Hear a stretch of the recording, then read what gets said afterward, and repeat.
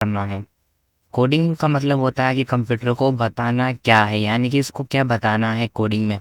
हम किसी programming language जैसे पाइथन और सी प्लस जावा और पीएचपी आदि में इंस्ट्रक्शन लिखते हैं, जैसे आपको पता है हम लिखते हैं। फिर वही कंप्यूटर वही काम करता है जो हमने लिखा है। यानी कि कंप्यूटर में हमने जो भी चीज़ें लिखी है पाइथन और सी प्लस की हेल्प से, तो वही कंप्यूटर काम करेगा जो हम लिखेंगे। अब आपको बता दूं कि आप किस लैंग्वेज से आपको करना चाहिए, स्टार्ट कहाँ से करना चाहिए। सही लैंग्वेज क्या है, मतलब फर्स्ट में जब आप स्टार्ट करोगे तो आपको कहाँ से करना है कहाँ से नहीं करना है। तो आपको सबसे पहले स्टार्ट करना है, अगर आप बिगनर हो, आप स्टार्ट कर रहे हो लैंग्वेज, ठीक है, तो आपको पाइथन से करना चाहिए। पाइथन से क्यों करना चाहिए, क्यों सीखनी चाहिए इसे। इसका कुछ सिंपल सिंटेक्स होता है, आसान समझना होता है, इसको समझ आसान सकते हैं, और ये वेब में काम आती है और एआई ऑटोमेशन सब में काम आती है। पाइथन से आप स्टार्ट करो, इसका सिंपल सिंटेक्स होता है, ठीक है। आफ्टर अब आपको आता है बिगिनर। अब जैसे क्या करोगे, आप सी लैंग्वेज होती है, आप सी लैंग्वेज क्यों सीखते हैं और पाइथन क्यों सीखते हैं। अब भैया आपने बताया कि आप बिगिनर हो और ये बिगिनर में भी आता है, ठीक है।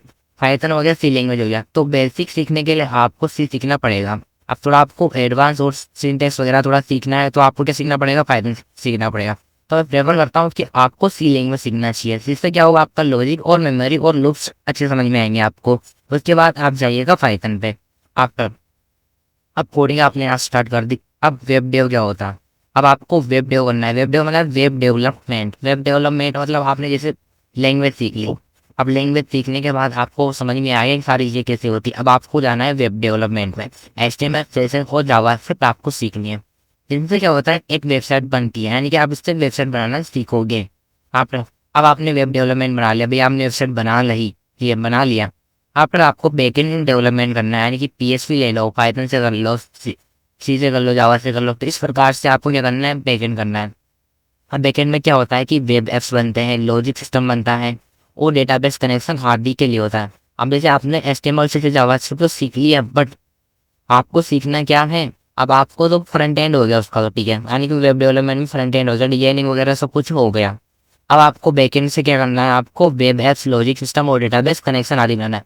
जब भी आपके पास मन में कुछ क्वेश्चन आए कि बैकएंड और फ्रंट एंड क्या होता है, तो बेसिकली देख लेना कि ये तो फ्रंट एंड होता है जो कि हमारा जावास्क्रिप्ट से बना है, लॉजिक वगैरह नहीं लगा है उसमें, उसमें डायरेक्ट पेंटिंग वगैरह कुछ चल रहा है, कलरफुल स्ट्रक्चर वगैरह चल रहा है। कब बनता है, जब भी लॉगिन सिस्टम बनेगा, डेटाबेस से कनेक्शन होगा, तभी वो वेबसाइट बैकएंड में काम आएगा, समझे। वो यानी कि अगर आप बैकएंड और फ्रंट एंड को मिलाते हो तो आप बनते हो फुल स्टैक डेवलपर, ठीक है। अगर आप फ्रंट एंड का काम करते हो, आप HTML से जावास्क्रिप्ट आती है, आपको पाइथन वगैरह की फीचर आप नहीं आता, तो आप क्या हो, फ्रंट एंड डेवलपर हो। अगर आपको बैकएंड भी आता है तो आप फुल स्टैक डेवलपर हो, यानी कि दोनों मिक्स आता है। अगर आपको फ्रंट एंड नहीं आता, आप डायरेक्ट आपको बैकएंड आता है, तो आप क्या कर सकते हो, आप बैकएंड डेवलपर हो। तो उसी प्रकार से वेब एप्स बनाने में जब कब आपको बताना है कि बैकएंड तब होता है जब लॉजिक सिस्टम और आपको लॉगिन सिस्टम और डेटाबेस कनेक्शन बनता है, ठीक है।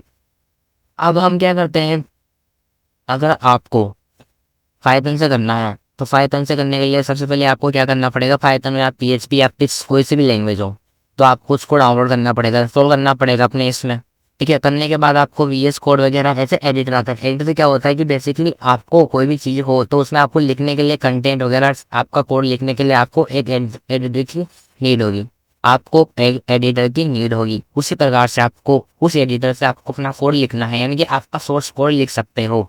आफ्टर अब आपको डेली प्रैक्टिस प्लान में क्या करना है कि आपको print statement, variables, input output, ये आपके इस प्रकार से आएंगे। आपको छोटे छोटे प्रोग्राम बनाने, इस प्रकार से आप कोडिंग की शुरुआत कर सकते हो। आपको कम्प्लीटली